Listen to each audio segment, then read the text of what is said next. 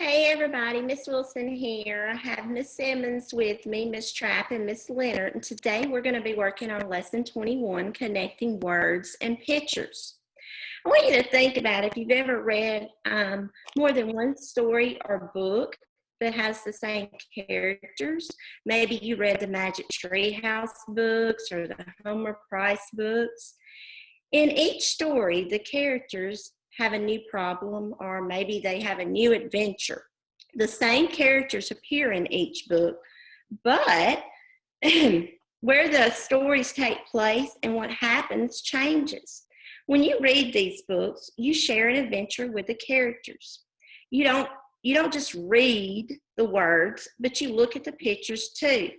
And from the pictures, you learn more about what the characters think or maybe how they feel. You predict what the characters might do next. Today we're going to practice looking at the details in pictures.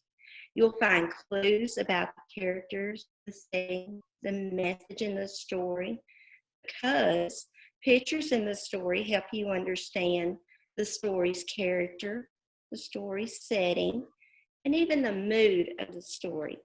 And Miss Simmons is going to talk to you about some vocabulary, and she's going to add a little more to this. Miss Simmons. Hi, everyone.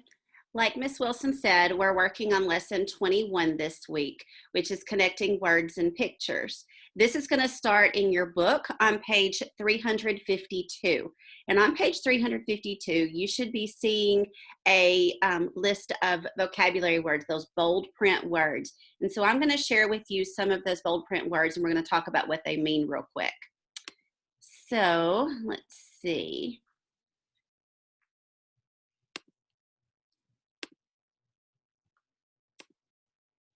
All right, one of the first words that we have is illustrations. An illustration is simply a picture. And so it's going to show you what is happening in the story. It's going to create the mood. We're going to talk about mood in just a little bit too, but I'm hoping that you already kind of know that the mood is how you feel when you read a story. An illustration also can give you extra details that you don't see in the text or the words themselves. It's going to help us to understand our characters. It's going to help us to understand that setting. Another one that we have is that one talking about the setting here.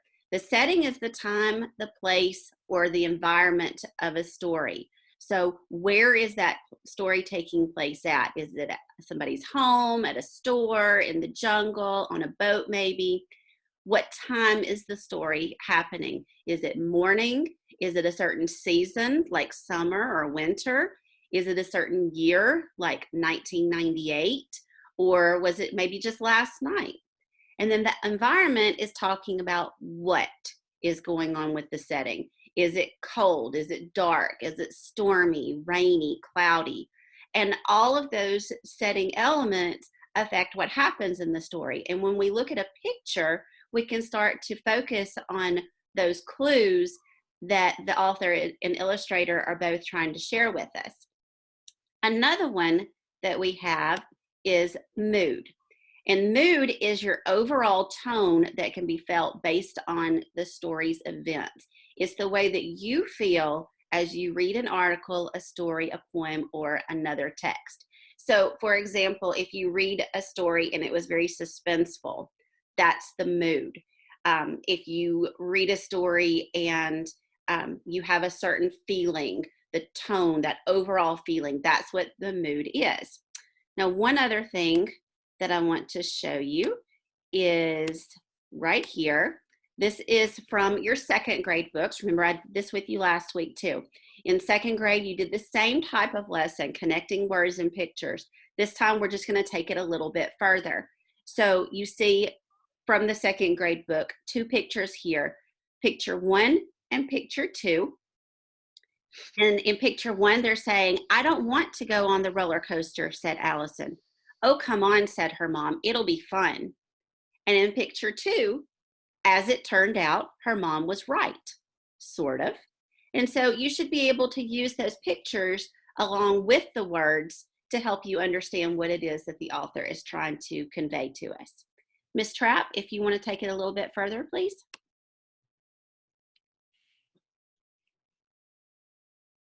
Can you hear me now? We can. Okay, good.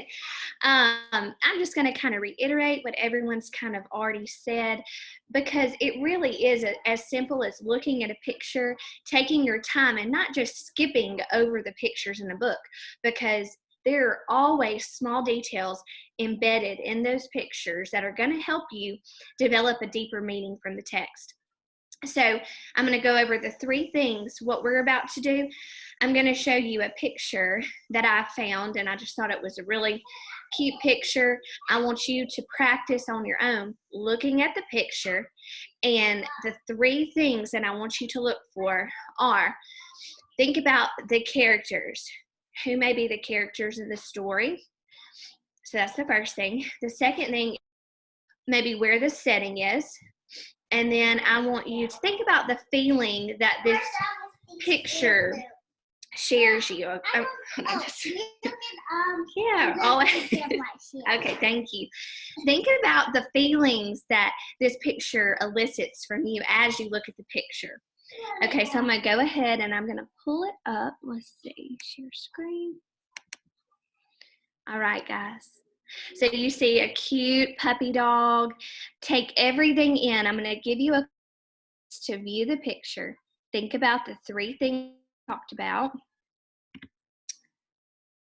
Okay, so you've had time to think about it, and let's talk about what this picture is showing.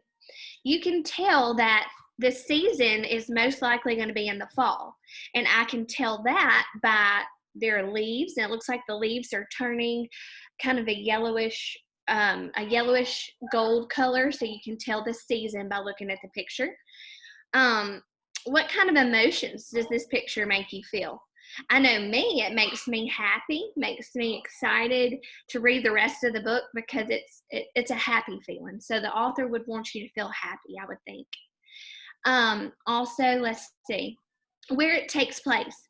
For the setting, I would probably say this probably takes place in a yard or a park or someplace like that. So see how just by simply looking at one picture, you can get all that information just by viewing, taking your time, and really looking at the picture. And I hope that explains it a little better. And right now I'm going to turn it over to Miss Leonard. Okay, let me. There you go. Hi guys, I'm going to read a tall tale to you today about Pecos Bill. You also have one story in your iReady book this week on for your iReady pages this week. Let me just remind you, pages 352 to 365. Okay, so Pecos Bill, this is a tall tale retold and illustrated by Stephen Kellogg. So if you look at the picture on the front, you can see that this is going to be a very adventuresome story. You have a snake. It looks like a rope, but it's actually a snake, and this young boy is throwing this, and so you can tell right away that this is a fictional story just from looking at the picture. And tall tales have lots of exaggerations, so think about that. The characters, how the author is exaggerating the things that the characters do, the mood that is being set in the story. On the very first page, we see a wagon train. For those of you who've studied the pioneers, and then they're traveling out west, they traveled in a wagon train. And so that kind of sets the mood of the story. We know that this is going to be an adventure. Back in the rugged pioneer days, when Pecos Bill was a baby, his kinfolk decided that New England was becoming entirely too crowded. So they piled into covered wagons and headed west. The clan considered settling in East Texas until Bill's mom noticed a homesteader putting up a shack about 50 miles away. Another crowded neighborhood, she grumbled. Let's push on. And this is a picture. Think about the mood that you would have as you look at this picture. It looks very desolate, very empty, not many people. You just see some cows. As they crossed the Pecos River, Bill threw out a fishing line, but when a Texas trout nibbled, Bill was yanked overboard. So look at how big this fish is. See, that's an exaggeration. You'll see a lot of exaggerations in tall tales. Excuse me. He was towed far downstream, and he would have drowned for sure if an old coyote hadn't grabbed him.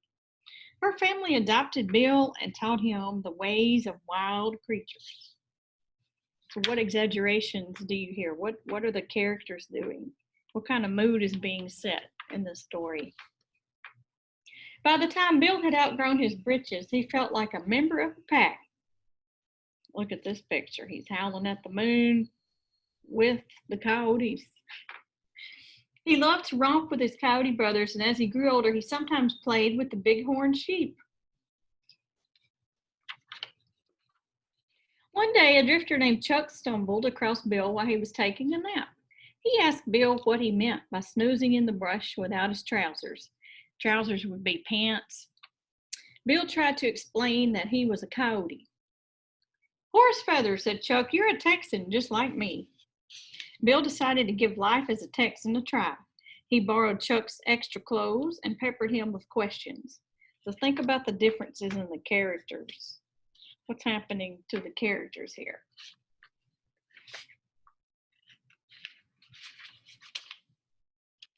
To tell you the truth, said Chuck, most Texans are flea-bitten outlaws, and the worst of them are the Gulch Gang. But even they would be okay if they became ranchers and herd the longhorns that wander hereabouts. Ranching sounded good to Bill, and he headed for the Gulch, just determined to recruit the gang. But Bill's plans were interrupted when he was ambushed by a giant rattlesnake. Okay, so here he is traveling in the canyon. Think about the mood the author's trying to set with this giant snake. What do you think the characters are feeling or thinking? When Bill dodged the snake's fangs, it slapped its coils around him. The snake squeezed hard, but Bill squeezed harder, and he didn't let up until every drop of poison was out of that reptile, leaving it skinny as a rope and mild as a goldfish. So before and after. Then before Bill could catch his breath, he was tackled by a critter that was part grizzly, part puma, part gorilla, and part tarantula. They wrestled up and down the canyon and kicked up quite a dust storm before the monster finally became so dizzy it had to quit. No one had ever tangled with those two varmints and lived to tell the tale. So when Bill met up with the Gulch Gang, they were thunderstruck. Who's the boss of this outfit? Bill asked. I was, mumbled Gunsmith, but now you are. Bill told the gang that he was going to turn every last one of them into respectable ranch hands. But the men claimed that Texas cattle were much too ornery to ever put up with ranching. So think about how these characters are different. Bill had a sudden inspiration, and he approached a longhorn that was sulking nearby. Just as the bull whirled around to trample him, Bill snagged him with the rattlesnake and yanked with all his might. Cattle roping has just been invented. He's using the snake as his rope.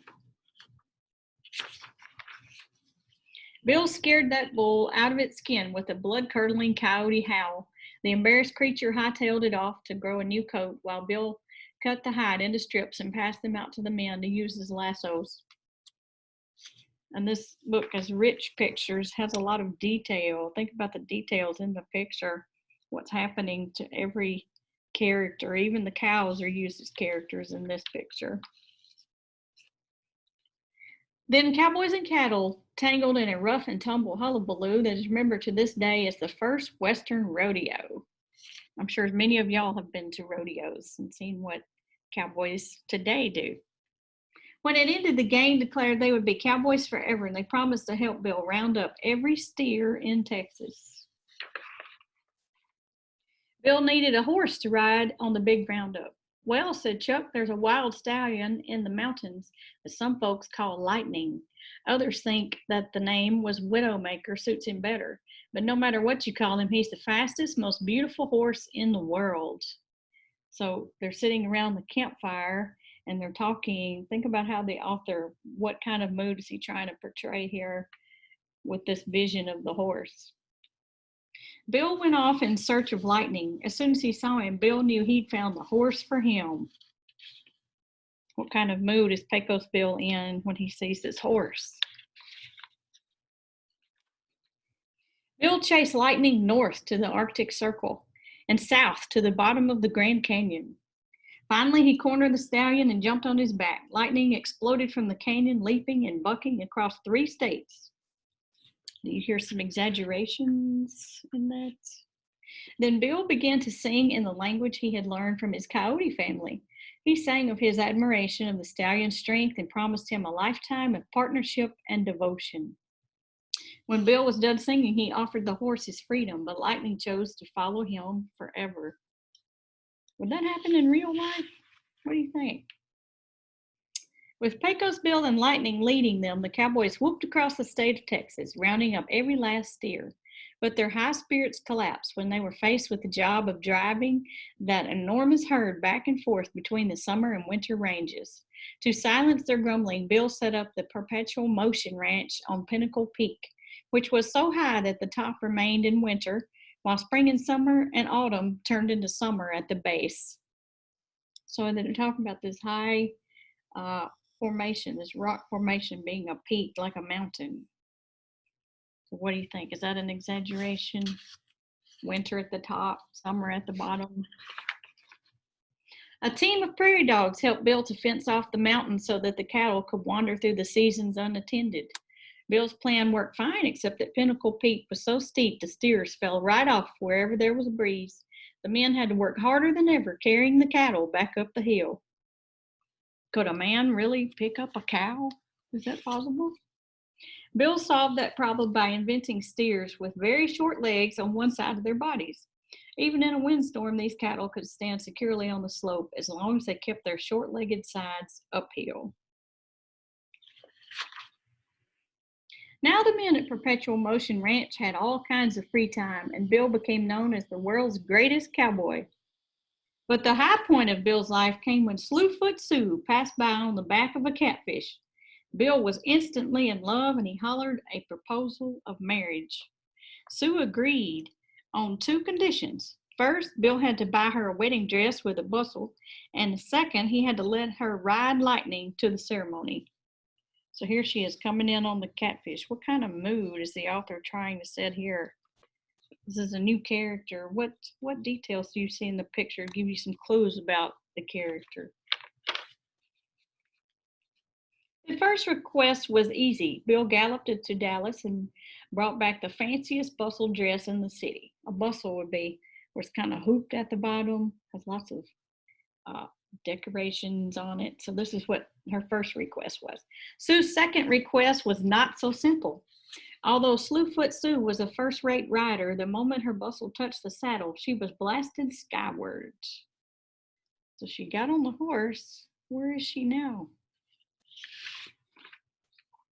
Sue soared around the moon and began the long descent to Earth. Here she is in outer space. Here's Earth. She landed squarely on her bustle, but quick as Bill was, he couldn't get to her before she bounced back into outer space. Time and time again, Sue hit the ground and rocked back and forth toward the stars. What kind of mood is the author portraying here? How are the characters feeling? Sue probably would have sailed back and forth forever if Bill hadn't lassoed a tornado to help him catch his bouncing bride. The pair of them clung to the careening storm until it blew itself out over California. To Bill's amazement, he and Sue landed on top of his Ma and Pa's wagon. And he uses the snake to lasso the tornado. Could you lasso a tornado?